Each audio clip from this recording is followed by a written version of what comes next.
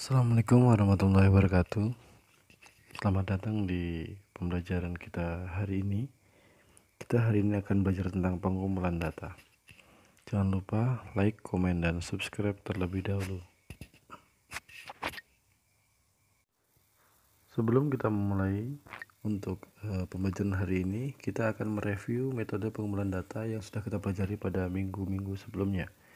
Yang pertama adalah metode tes. Yang kedua adalah dengan teknik wawancara. Yang ketiga adalah dengan menggunakan isian singkat. Dan yang keempat adalah dengan pencatatan langsung. Semua metode tersebut kita pelajari bersama, yaitu di kelas 5, khususnya untuk di semester 2. Selanjutnya kita akan mengingat kembali juga mereview metode pengumpulan data, yaitu berkaitan dengan kelebihan dan kekurangannya.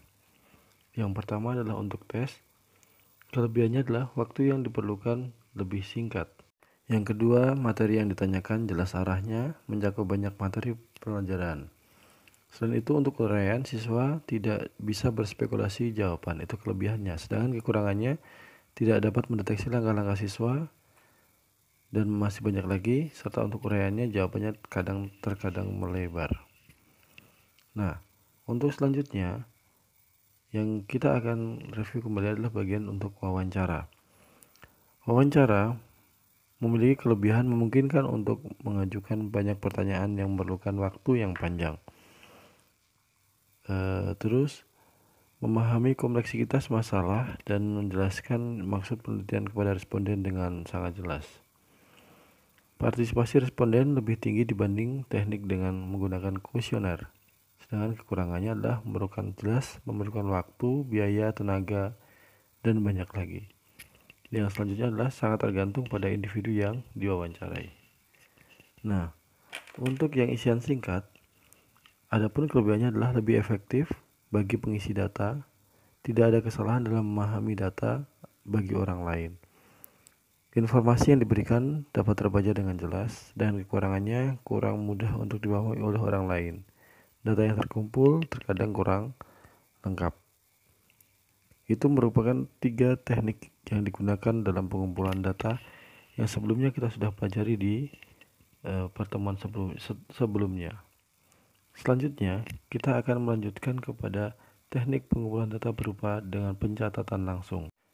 Pada teknik ini, dia memiliki kelebihan dapat memperoleh data dari subjek secara langsung dan tanpa rekayasa. Sedangkan kekurangannya adalah diperlukan waktu yang lama untuk memperoleh hasil dari suatu kejadian. Nah, selanjutnya adalah adanya kegiatan-kegiatan yang tidak memungkinkan diamati. Misalnya kegiatan yang berkaitan dengan bersifat pribadi atau personal. Selanjutnya yang akan kita pelajari pada hari ini adalah tentang analisis data. Proses analisis data untuk pembelajaran kelas 5 atau kelas tinggi itu cukup mudah, cukup simpel, berbeda dengan pembelajaran yang sudah ada di tingkat lanjutnya, yaitu misalnya di SMP atau di SMA. Misalnya di sini disajikan sebuah data berupa nilai ulangan bahasa daerah siswa kelas 5. Ada 65, 70, 85, 90, 75, 70, dan seterusnya. Kita hanya berusaha menganalisis berupa menentukan nilai tertinggi, menentukan nilai terendah, serta menentukan nilai yang paling banyak diperoleh siswa. Ada banyak langkah yang bisa diperhatikan untuk memperoleh data-data tersebut. Dan hari ini kita akan belajar pengumpulan data atau analisis data untuk menentukan nilai tertinggi, nilai terendah, dan yang paling banyak digunakan dengan cara yang cukup sederhana. Mari kita pelajari bersama cara-cara tersebut. Ketika data sudah disajikan, yang perlu kita perhatikan adalah kita harus memberi tanda kepada data-data tersebut dengan tanda yang berbeda. Mengapa demikian? Hal ini untuk memudahkan kita melakukan pengecekan kembali setelah kita mengumpulkan data. Sebagai contoh, di situ ada angka 60. Kita beri tanda menggunakan lingkaran. Sedangkan untuk angka 65 menggunakan tanda silang, dan angka 70 kita gunakan dengan dengan lambang sama dengan. Nah, kemudian setelah kita kumpulkan, kita memberikan berbagai tanda dalam sebuah data tersebut.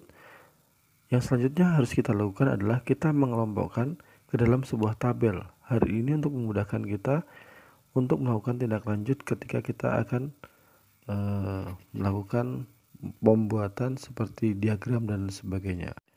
Di sini sebagai contoh saya hanya mengambil 3 saja, nomor 1, 2, dan 3. Misalnya nilai 60, tadi dia yang diberi tanda lingkaran, jumlahnya ada 1.